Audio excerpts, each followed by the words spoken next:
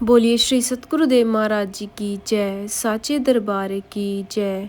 एक बार फिर से स्वागत है आप सभी गुरु भक्तों का गुरु महाराज जी के शिष्यों के दिव्य अनुभव में, जो अक्सर वे गुरु महाराज जी की कृपा से प्राप्त करते हैं। आज का दिव्य अनुभव है साध्वी परमा योगा भारती जी का। आज सुनेंगे कि कैसे गुरु महाराज जी ने इतिहास के माध्यम से साध्वी जी को अपनी कृपा का अनुभव करवाया और साध्वी जी हम सबके साथ अपना अनुभव साझा करते हुए क्या कहते हैं, सो चलिए शुरू करते हैं। साध्वी जी बताती हैं कि उन्होंने दिव्य अनुभव में देखा कि एक बहुत ही पुराना महल है जो अब खंडर सा लग रहा था। पूरे महल में बस अंधेरा ही अंधेरा था चारों तरफ।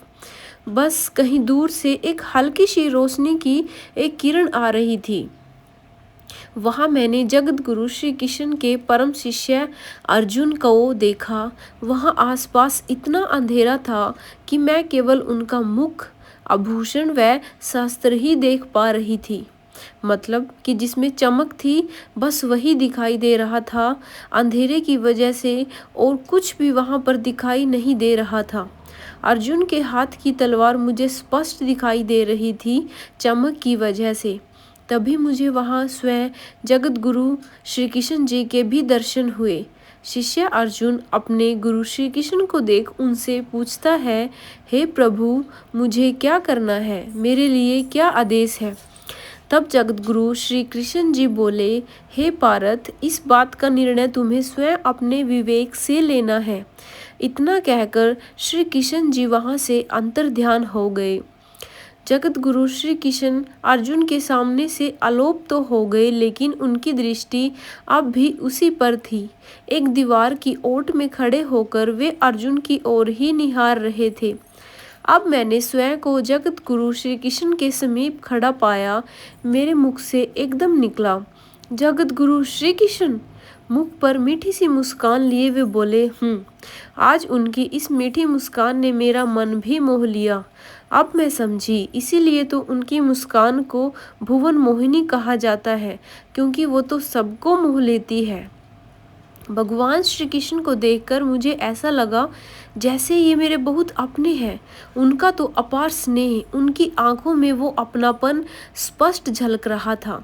तभी मेरे अंतर्मन से एकदम से आवाज आई, देख रही हो जगत गुरु की इस लीला को। गुरु कभी अपने शिष्य से दूर नहीं होते। प्रत्यक्ष रूप में भले ही वे सामने न दिखें, लेकिन उनकी दृष्टि हमेशा अपने शिष्य पर ही बनी रहती है। वे हमेशा उनके अंग संग ही रहते हैं। उधर दूसरी ओर जैसे ही अर्जुन शाश्वत सुमिरन से जुड़ा तो उसे तुरंत अपना लक्ष्य समझ में आ गया। तुरंत आगे बढ़कर शिष्य अर्जुन ने उसे साध भी लिया, यानी पूरा भी कर दिया। उस समय जगत गुरु भगवान श्री कृष्ण ने मुख से जो शब्द कहे, वे केवल शिष्य अर्जुन के लिए नहीं, बल्कि भक्ति मार्ग पर चलने वाले हर एक साधक के लिए लाभदायक हैं। वे बोले, अपने अंतर्मत से मुझसे जुड़ो। जब सुमिरन में चित्त को लगाओगे तब किसी को भी बाहर से पुकारने की जरूरत नहीं पड़ेगी। तुम्हारे भीतर बैठे तुम्हारे गुरु अंदर से ही सब कार्य कर देंगे। गुरु महाराज जी ने इस दिव्य अनुभव के माध्यम से हम सबको यह प्रेरणा दी है कि वे चाहे हमें आँखों से दिखाई दे या ना दे, लेकिन हमारे गुरु महाराज जी हर पल हर क्षण हमारे आसपास ही रहते हैं और हर क्षण अपने शिष्यों का पूरा ध्यान रखते हैं। बोलिए श्री सतगुरुदेव महाराज जी की जय, साचे दरबार की जय। अब इसके बाद हम सब श्रवण करेंगे दूसरा दिव्य अनुभव।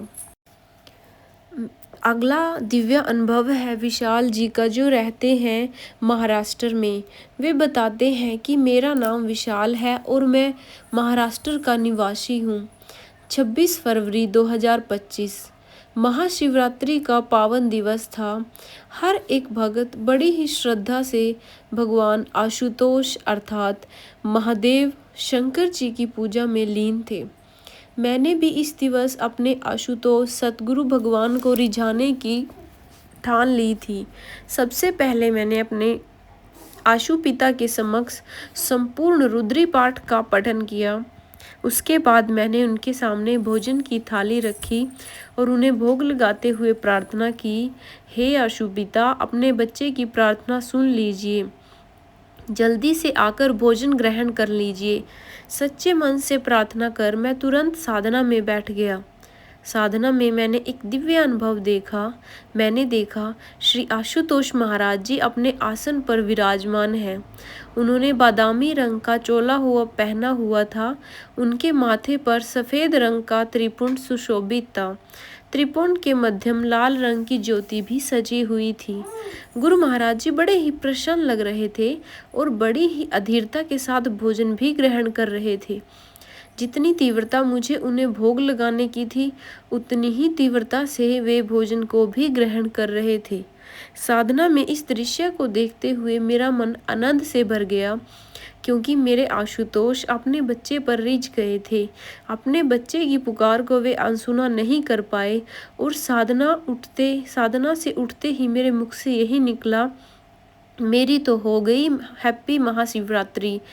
सो भक्तों, आज के दिव्य अनुभवों में आपने सुना कि कैसे गुरु महाराज जी ने भगवान शिव और भगवान श्री कृष्ण के माध्यम से अपने भक्तों पर एक बार फिर से एक दिव्य संदेश भेजा है अपनी दिव्य कृपा के माध्यम से, कि कैसे वे अपने भक्तों की किसी भी प्रकार प्रार्थना को अनसुना नहीं करते और हर पल उनके साथ रहकर उनका ख्याल रखते हैं और उनको कोई भी दुख नहीं आने देते।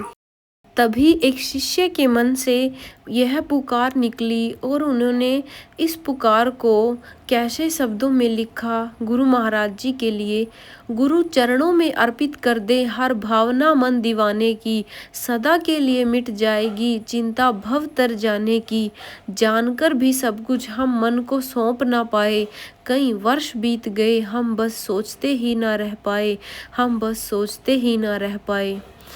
सो गुरु भक्तों, हमें इतिहास के माध्यम से संदेश भी मिला है कि अपने धर्म का पालन करते हुए मनुष्य प्रगति के पथ पर तब तक आगे बढ़ता है जब तक कि वह सभी प्राणियों के सर्वोच्च धर्म अर्थात सत्य की प्राप्ति नहीं कर लेता।